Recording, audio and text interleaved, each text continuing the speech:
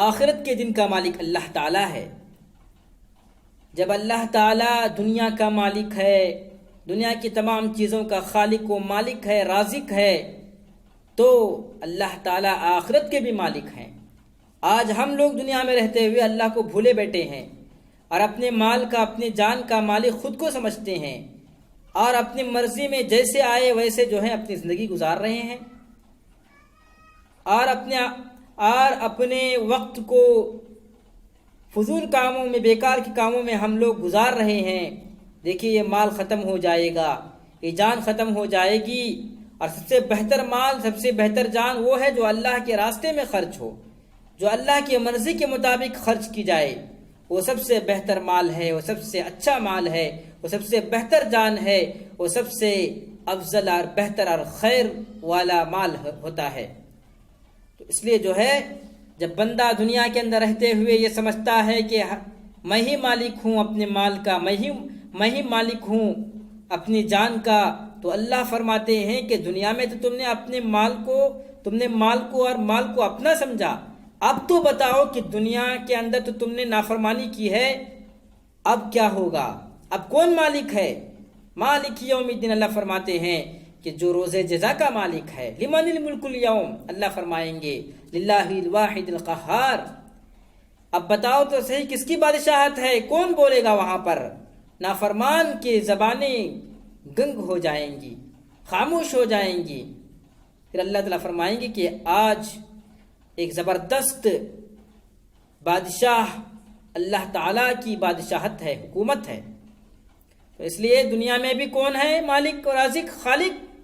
صرف اللہ تعالیٰ ہیں، اسی کی پرستش ہمیں کرنی ہے، اسی کی عبادت میں اپنے اوقات کو گزارنا ہے۔ اور آخرت کے مالک بھی اللہ تعالیٰ ہیں۔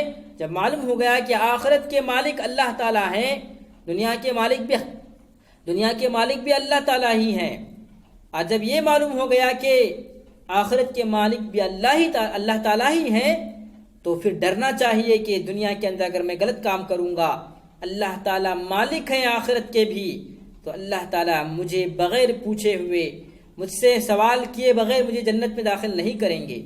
اگر میں ان سوالات کے جوابات صحیح دے پایا تو میرا بیڑا پار ہو جائے گا۔ اگر دنیا میں نے نافرمانی کی ہے، برا کام کیے ہیں، میں کچھ نہیں کہہ پاؤں گا، پھر میرا بیڑا پار نہیں ہوگا اور میرا آخرت کا مسئلہ پھنس جائے گا، پھر اللہ تعالیٰ دہکتی ہوئی آگ میں مجھے ڈال دیں گے۔ تو اس ڈر سے اللہ کی اطاعت کرنی ہے۔ اللہ کا خوف، اللہ کا تقوی جب اگر ہمارے دل میں نہیں ہوگا تو پھر ہم گناہ پر گناہ کرتے جائیں گے۔ محترم سامعین، وہ دن جب تمام بندوں کو ان کے دنیا میں کیے ہوئے اعمال کا بدلہ دیا جائے گا۔ یوں تو روز جزا سے پہلے بھی کائنات کی ہر چیز کا اصلی مالک اللہ تعالیٰ ہی ہے، لیکن یہاں خاص طور پر روز جزا کے مالک ہونے کا ذکر اس لیے کیا گیا کہ دنیا میں اللہ تعالیٰ نے ہی انسانوں کو بہت سی چیزوں کا مالک بنایا ہوا ہے۔ یہ ملکیت اگرچہ ناقص اور عارضی طور پر دی گئی ہیں، یہ حکومتیں جو دی گئی ہیں بادشاہوں کو دی گئی ہیں، جو ملکیتیں دی گئی ہیں، جن چیزوں کا مالک بنایا گیا ہے، وہ صرف وقتی طور پر ہے، اصل میں خالق و رازق اللہ تعالیٰ ہی ہے۔ تو لہٰذا ظاہری صورت کے لحاظ سے ملکیت انسان کی ہی نظر آتی ہے، لیکن قیامت کے دن جب جزا و سزا کا مرحلہ آ جائے گا تو یہ ناقص اور عارضی ملکیتیں بھی ختم ہو جائیں گی۔ نہ مال کام آئے گا، نہ جائیداد کام آئے گی، نہ حکومت کام آئے گی، نہ گھر کے لوگ کام آئیں گے۔ اس وقت ظاہری ملکیت بھی اللہ تعالیٰ کے سوا کسی کی نہیں ہوگی۔ دنیا میں ظاہری طور پر کسی کو بادشاہ بنا دیا گیا، کسی کو حکومت دی گئی، کسی کو ملکیت دی گئی، کسی کو مال و زر دیا گیا، جائیدادیں دی گئیں، تو ظاہری طور پر اس کا مالک بن گیا، لیکن اصل میں مالک اللہ تعالیٰ ہی ہے۔ اس لیے کہ ہم دیکھتے ہیں دنیا میں کتنے لوگ مالدار تھے، غریب بن گئے۔ تو یہ علامت ہے اور دلیل ہے کہ مال بھی اللہ کا ہے، جان بھی اللہ کی ہے، سب کچھ اللہ تعالیٰ اس کے مالک ہیں۔ محترم سامعین، ناظرین حضرات، اس لیے ہم سب کو اس بات کو ہمیشہ یاد رکھنا چاہیے کہ ہر چیز کے کرتا دھرتا اللہ ہیں، ہر چیز کے مالک، ہر چیز کے خالق، ہر چیز کے کرنے والے، اور اللہ تعالیٰ ہی نقصان و فائدے کے مالک ہیں۔ تو یہ سوچ کر ہمیں اللہ کی عبادت کرنی ہے، اللہ کو اللہ کی طرف لو لگانا ہے۔ تو آئیے ہم اس کا اقرار کریں کہ ایاک نعبد و ایاک نستعین، ہم آپ ہی کی عبادت کرتے ہیں اللہ، ہم صرف آپ ہی کی عبادت کرتے ہیں اور ہم صرف آپ ہی سے مدد مانگتے ہیں۔ تو معلوم ہو گیا کہ ہر چیز کا مالک، ہر چیز کا خالق اللہ تبارک و تعالی ہے، دنیا و آخرت سب اسی کے قبضے میں ہے۔ تو ہمیں اقرار کرنا ہے کہ اللہ ہم تو صرف تیری ہی عبادت کرتے ہیں اور تجھ سے ہی مدد مانگتے ہیں۔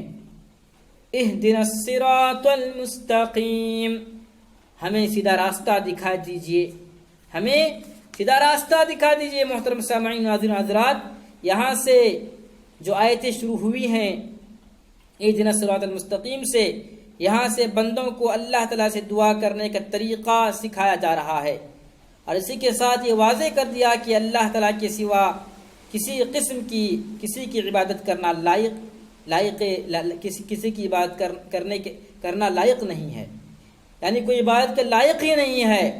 اللہ کے علاوہ ہم کسی کو عبادت کریں یہ ہو ہی نہیں سکتا ہے۔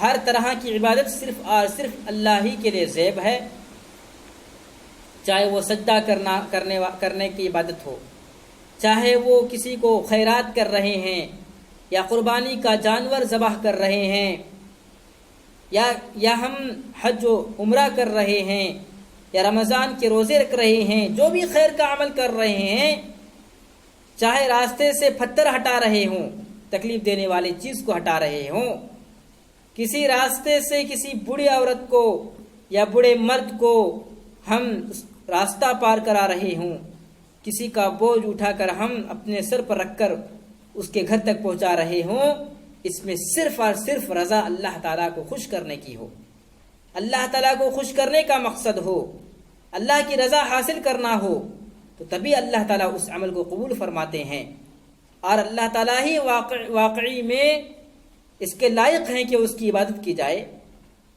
تو یہاں سے اقرار کیا جا رہا ہے کہ اللہ ہم تجھ سے ہی مدد مانگتے ہیں، تجھ سے ہی تیری ہی عبادت کرتے ہیں، تجھ سے مدد مانگتے ہیں، ہم کو سیدھا راستہ دکھا دیجئے، ہم کو سیدھا راستہ دکھا دیجئے۔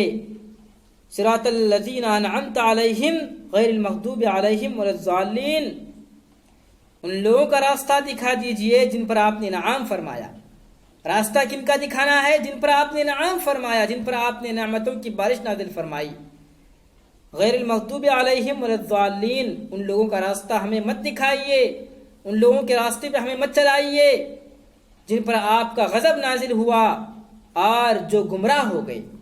یہاں پر مغضوب سے مراد خصوصیت کے ساتھ یہود ہیں، یہودی قوم ہیں، اور ضالین سے مراد خصوصیت کے طور پر یہاں پر نصارہ ہیں۔ یہود حضرت موسیٰ علیہ السلام کی قوم اور نصارہ حضرت عیسیٰ علیہ السلام کی قوم، دونوں قوموں پر اللہ پاک نے نعمتوں کی بارش نازل کی تھی، اللہ پاک نے ان کو حکومت دی تھی، ان میں نبیوں کو نازل کیا تھا، لیکن اس قوم نے بغاوت کی، خیانت کی، نبیوں کو ستایا اور نبیوں کے دشمن بن گئے، کتابوں کا انکار کر دیا، ان کے قتل کے در پہ ہو گئے، تو اللہ پاک کا ان پر غضب نازل ہوا اور وہ گمراہ ہو گئے۔ تو ہم اللہ تعالیٰ سے دعا کر رہے ہیں کہ اللہ ہمیں یہودیوں میں سے مت بنائیے اور ہمیں گمراہ لوگوں میں سے مت بنائیے جو عیسائی گمراہ ہو گئے، نہ ہمیں یہودیوں میں سے بنائیے اور نہ ہمیں عیسائیوں میں سے بنائیے، بلکہ ہمیں مومنین میں سے بنائیے، ان لوگوں کا راستہ دکھائیے جن پر آپ نے انعام نازل فرمایا، وہ نبیوں کا راستہ، وہ شہداء کا راستہ، وہ صحابہ کا راستہ، وہ بزرگان دین کا راستہ، وہ اللہ والوں کا راستہ، وہ صالحین کا راستہ ہمیں دکھائیے جس راستے پر چل کر ہم کامیاب ہو جائیں۔ تو یہ دعا یہاں پر سکھائی گئی ہے، کیونکہ صحیح معنی میں کارساز، کام بنانے والا اللہ تعالیٰ کے علاوہ کوئی نہیں ہے۔ دنیا کے بہت سے کاموں میں بعض اوقات کسی انسان سے جو مدد مانگی جاتی ہے، بعض اوقات انسان کسی انسان سے مدد مانگتا ہے، وہ اسے کارساز سمجھ کر نہیں مانگتا ہے بلکہ یہ ظاہری سبب کچھ سمجھ یہ جو ہے ظاہری سبب سمجھ کر انسان دنیا میں کسی اور سے مدد مانگتا ہے۔ کوئی انسان کسی سے مدد مانگتا ہے تو اس کو اپنا خدا نہیں مانتا ہے بلکہ وہ ظاہری طور پر اس کو اپنا مددگار سمجھتا ہے، لیکن حقیقی معنی میں سب کا مددگار اللہ تبارک و تعالی ہے۔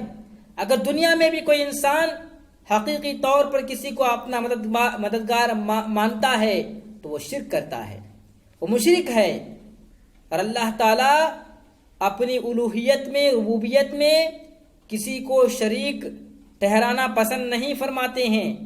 اللہ تعالیٰ اپنا کسی کو پارٹنر قرار دینا اللہ تعالیٰ کو گوارا نہیں ہے، تو ہم کسی سے مدد مانگیں تو اس طور پر نہ مانگیں کہ ہم اس کو اپنا خدا مان رہے ہوں، اس کو سجدہ کر رہے ہوں، اس کے سامنے اپنے جبین کو خم کر رہے ہوں، اس کے سامنے رکوع کی حالت میں ہوں، اس کے سامنے جھکے ہوئے ہوں۔ اس حالت میں نہیں مانگنا ہے، بلکہ مانگنا صرف ظاہری طور پر اس کو اپنا مددگار مانتے ہوئے مانگنا ہے، ورنہ حقیقی طور پر دل میں یہی ہمیں ماننا ہے کہ ہمارا حقیقی پروردگار، ہمارا حقیقی مددگار، ہمارا حقیقی کارساز وہ اللہ تعالیٰ ہی ہے، جس نے اس کو میری مدد کے لیے بھیجا ہے۔ میں جس سے مدد مانگ رہا ہوں وہ اللہ کا بندہ ہے، اللہ پاک نے اس کو توفیق دی کہ وہ میری مدد کرے۔ اگر اللہ کی طرف سے توفیق نہ ہوتی تو پھر وہ میری مدد نہیں کر پاتا۔ اس لیے ہر چیز میں، ہر جگہ پر ہمیں اللہ ہی کو اپنا مددگار مانگنا چاہیے۔ اگر ہم ڈاکٹر کے پاس جائیں، اللہ پاک نے اس کے ذریعے سے ہمیں شفا دی، تو ہم یہ کہیں کہ اللہ پاک نے اس کے ذریعے سے مجھے شفا دی ہے۔ اگر اللہ پاک نے شفا نہ دینی ہوتی، ڈاکٹر سے کچھ نہیں ہوتا۔ سب کچھ کرنے والا اللہ تعالیٰ ہے۔ جب ہم یہ ایمان ہمارا یہی ہوگا اور ہم اسی پر ہمارا خاتمہ ہوگا تو یہ ایمان سب سے بہترین، سب سے افضل ایمان ہوگا جو ہمیں جنت میں لے کر جائے گا۔ اللہ تعالیٰ سے دعا کرتے ہیں کہ اللہ تعالیٰ ہم سب کو کہنے سننے سے زیادہ عمل کرنے کی توفیق عطا فرمائے، آمین۔ انشاءاللہ محترم سامعین ناظرین حضرات، کل پھر سے آپ سے ملاقات ہوگی اور انشاءاللہ سورہ بقرہ کی آیتوں کی تلاوت اور ترجمہ اور تشریح آپ کی خدمت میں پیش کی جائے گی۔ اللہ تعالیٰ ہم سب کو دین کی خدمت کے لیے قبول فرمائے، آمین۔ السلام علیکم ورحمۃ اللہ وبرکاتہ۔